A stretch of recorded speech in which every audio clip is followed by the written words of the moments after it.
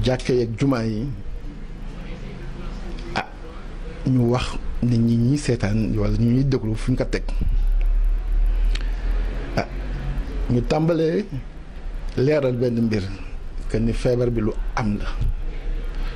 mu ngi tudd Covid-19 coronavirus disease 19 ñi ko tuddee loolu dañoo bañoon méngale feebar bi ak askan wala ab dëkk moo tax ñu tuddee ko Covid-19 coronavirus disease comme maladie 19 doomu jàngoro mu ngi woowee virus bu koy indi lu ñu isolé la identifié ko mu ngi tudd SARS-CoV-2 c'est-à-dire coronavirus du syndrome respiratoire aigu sévère type 2 parce que ma fàttali ni 2002-2003 amoon na beneen coronavirus du syndrome respiratoire bu fi génnoon am nu mu mel ci àddina bi waaw lan mooy Covid-19 sama mbokk yi su ngeen bëggee xam Covid-19 mooy lan naka lay manifesté ci doomu aadama lan mooy ay njeexitalam dama leen di bàyyiloo xel feebar bu ngeen miññee ñëpp te muy ngeen yàgg kaa dund muy grippe ak coronavirus bi muy Covid-19 bi benn la wala lu leen wutalee lu néew lay doon si doomu jàngoro bi leen di indi parce que ñoom ñëpp ñaari virus yu leen di indi yëpp ñoo bokk benn famille génomique c'est des virus à ARN ñu leen di woowee des ribovirus ba ñu bokkee famille ba pare dañoo bëgg wëlbatiku doon ay virus à ARN monocaténaire c'est-à-dire daanaka ñaari virus yi ñoo bokk patrimoine génétique wala dañ kaa nuróole trop bu ñu weesoo foofu seen mode de transmission par voie aéroportée ou bien par voie manuportée si kuddulat yi ñoo ko nuróole le tableau clinique yéen ñi yàgg am grippe maanaam ngeen dem consultation hôpital wala ngeen dem pharmacie jënd garab wala ngeen toog seen kër ba wër la ngeen naan yëg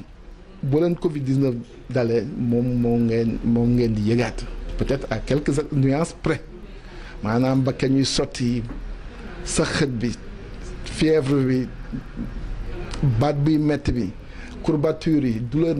musculaire yëpp ñoo ko bokk te yemuñu foofu ñaari feebar yooyu parce que boo gisee njeexital complication ak loraange bi ñuy indi si doomu aadama daanaka ñoo ko niróole parce que ñoom ñëpp seeni complication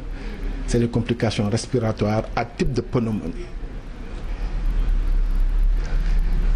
grippe boobu noonu ma wax te ñu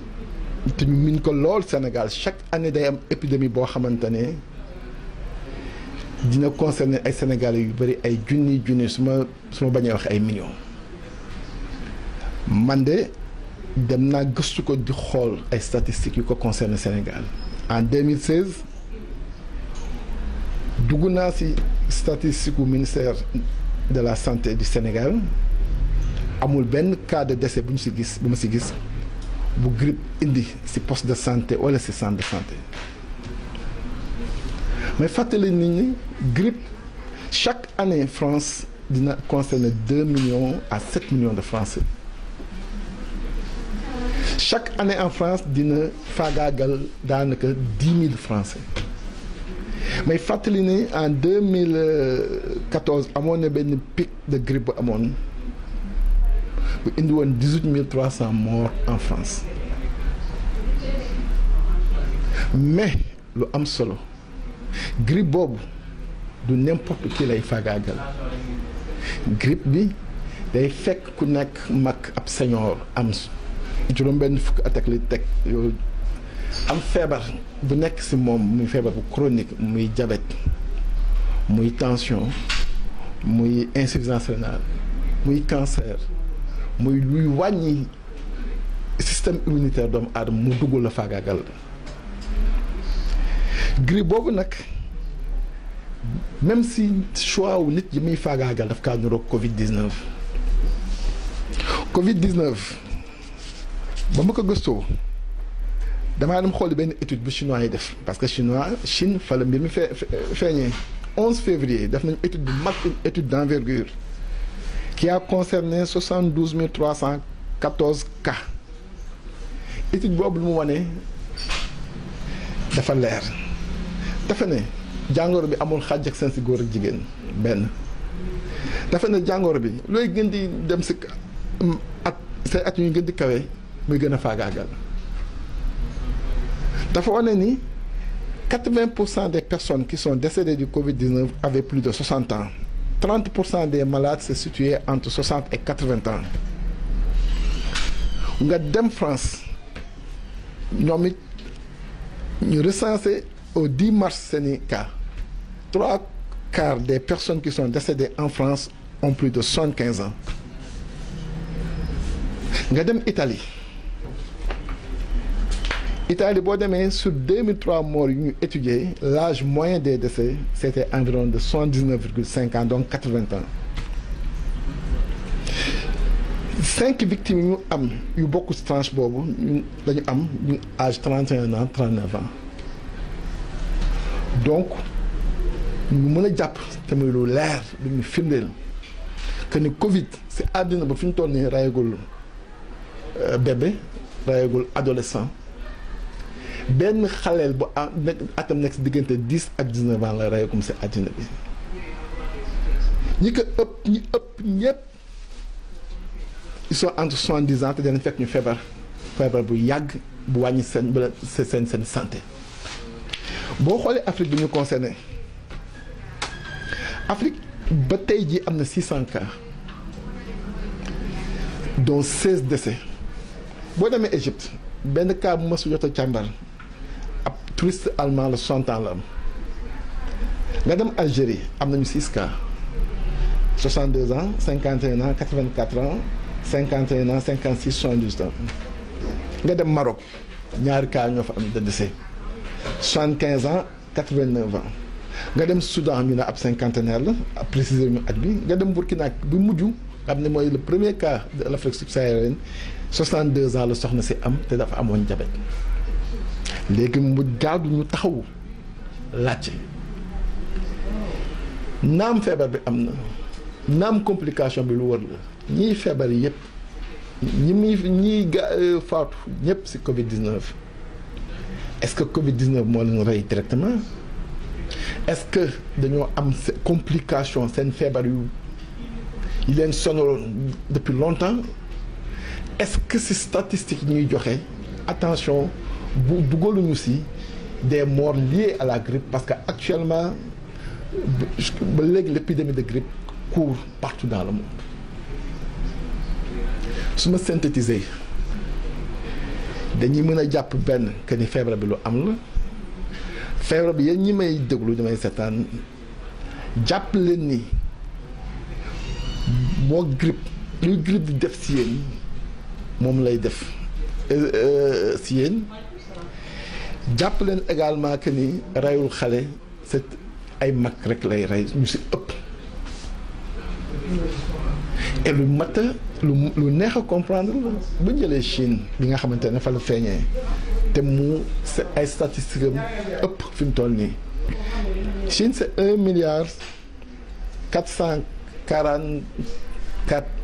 1,444,800,000 habitants en 2019 c'est une population vieillissante 10,9% de cette population chinoise a plus de 65 ans def leen le ratio pour voir le nombre de personnes âgées en Chine nga corrélé ko ak le nombre de décès nga dem Europe actuellement le foyer s'est déplacé en Europe ça se comprend puisque c'est une maladie bu ma leen wal nii c'est intimement lié et intrinsèquement lié à l'âge et à l'état sanitaire des patients l'Europe étant une population constituant une population essentiellement jeune il est aisé de comprendre qu'aujourd'hui le foyer soit déplacé en Europe et je vais vous donner des explications boo jëlee dëkk bu mel ni Italie France ak Europe occidentale du nord yëpp l'âge médian actuellement à leur niveau c'est plus de 40 ans Italie bi nga xam ne fi mu toll mooy deuxième foyer maladie bi ak nombre de décès yi fa am l'âge médian en Italie c'est 47 ans léegi mu laaj nag léegi taxaw seetlu est-ce que ñun dëkk bu mel ni Sénégal bi nga xamante ne ay ndaw daanaka ñoo ko dëkkee est-ce que dañoo war a mën a am la même approche de riposte face à cette maladie que yeneen pays yi nga xamante ne seen âge moyen médian wu population bi c'est plus de 40 ans. Je précise que l'âge médian ici au Sénégal est estimé à 19 ans. Et que la population entre 65 et 70 ans, tout varie entre 2 et 3% de la population. Donc, ce qui m'amène à dire que aujourd'hui, il faudrait que nous baillions le feebar bi. Mais il y a une peur qui ne se justifie pas. baax na ñu tënku ci orientation yu ñu OMS jox baax na ñu xool ñeneen ñi la ñuy def li ci baax ñu jël ko mais dafa jaadu ñu nit également ñu am suñu stratégie qui nous est propre par rapport à notre spécificité et d'abord démographique moo tax ma jàpp ni aujourd'hui d'abord lu ñu war a njëkk a régler mooy problème de communication aujourd'hui je trouve et j'estime que la communication institutionnelle n'est pas précise. À l'heure actuelle, on nous parle de 36 cas. Mais dans quel état sont ces cas? Sont-ils dans un état grave? Ou bien les symptômes sont modérés? Ou il n'y a pas de symptômes? C'est à eux d'éclairer notre lanterne. Deuxièmement, il nous parle de deux guérisons. Attention également, là, il faut être précis. Il s'agit d'une guérison symptomatique ou bien d'une guérison étiologique, c'est-à-dire dañoo faagaagal doomu jàngoro bi. Mais fàttali ni ba léegi nii malgré recherche yi ñuy def yépp ci àddina bi amagul benn traitement bu ñu spécifique bu ñu standardisé.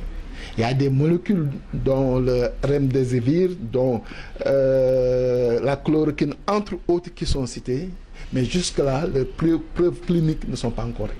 éprouvées et établies. Bu ñu paree ci communication boobu en termes de précision, il faudrait qu'aujourd'hui, que toute notre approche de riposte tienne compte de la structure de notre démographie. Feebar bi encore une fois xam-xam yu génn yëpp ci feebar bi dañuy wane ni ñu mag seniors yi ñu am 60 ans et plus ou 70 ans amee ay feebar yi leen di gàllankoor ñoom lay dal moo war a tax suñu stratégie bu dañoo war a mën a dab insister ci sensibiliser képp ku am 60 ans maanaam jëm kaw ku retraité rek Sénégal nga ànd ak am maladie chronique muy diabète muy tension muy bu munti doon nga dem jigéen ji service de santé yi ñoom seen wàllu bopp sax am nañu liggéey bu ñu war a mën a def au niveau de la collecte des informations médicales au niveau étatique au niveau privé au niveau même de l'IPRES pour ñu xool jéem a càmbar yan malade yan cas yu mel ni ñoom ñoo am ñu jéem a dem vers ñoom sensibiliser pour ñu faggu. Également képp koo xamante ni da nga di jeune nga am feebar bu nuru grippe toogal sa kër nga récupérer nga jël paracétamol aux doses indiquées nga lekk bu baax jël ay vitamines et également te supplémenter en magnésium. Et ça j'y insiste parce que le magnésium son rôle dans le renforcement du système immunitaire est établi. Et tout le monde sait que la maladie virale est une maladie par essence qui est immunosuppressive. Bu ñu weesoo loolu également képp koo xamante ne am nga jafe-jafe noyyi wala nga am sëqët boo xam ne dafa indi encombrement dawal gaaw nga jege ji les services de santé. Par rapport ak nag ay confinement ak affaire yooyu noonu moi j'estime que c'est des mesures extrêmes yoo xamante ne qui ne se justifient pas. Attention, ne cédons pas à la peur. Attention, ne cédons pas à la peur. Attention, ne cédons pas à la peur. Et mesure bu ñuy mënti jël rek nañu xool njeexital bi au plan économique, au plan climatique. Ñun dañu ay dëkk yu néew doole. On a tout à construire. Bokk ñoog dëkk yi nga xamante ne ils ont des ressorts de solidarité. Ils ont réglé les fondamentaux. Ils ont suffisamment de moyens pour faire face au plan économique. Des mesures de confinement à mon niveau, à l'état actuel des choses et compte tenu de la configuration de la maladie ne se justifie pas. Comme ne se justifie pas également cette stratégie de fermer les mosquées. C'est une mesure boo xamante ne contre-productive. Aujourd'hui lu gënoon mooy sama xam-xam bu gàtt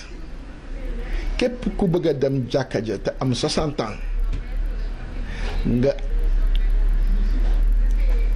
boole ci feebar bu ñu identifié mooy cancer wala diabète wala feebar bu mënti doon maladie chronique wax dëgg yàlla war ngaa mën a toog parce que tu es une personne à risque. Képp koo xamante ne sentir nga sa yaram symptômes yu niroog symptôme grippe nga toog bañ kaa wàlle. Et puis également qu'on insiste sur des mesures préventives, port de masque, désinfection des raxasu, ainsi de suite, ainsi de suite. Donc globalement c'était ça l'objet de mon propos. Et pour rappeler également que tubaab yi nga xamante ne ñooñu gën a exposé parce que c'est des populations vieillissantes et am nañu ay cas de décès teewu leen bu ñu amee activité bu leen ñor ñu ngi koy def. Dimanche passé la France malgré ces cas de décès a tenu à organiser ces élections. Boo demee États-Unis également ba tey ñu ngay continuer di def seen primaire yi. Donc rien ne justifie aujourd'hui que Sénégal ñu tëj ay jàkka wala ñu wax ay confinement. Non. C'est une maladie qui est là, qui existe, qui est réelle, qui fait des victimes. Yàlla àtte na ne d'après une certaine littérature, on est moins exposé en raison de la nature de notre population qui est une population essentiellement jeune. Maa ngi sant ñëpp di gërëm ñëpp di ñaan wax ji yàlla na doon wax ju jëriñ bu bokk ñu ñëpp te yàlla doole ñoo musal ci feebar bi.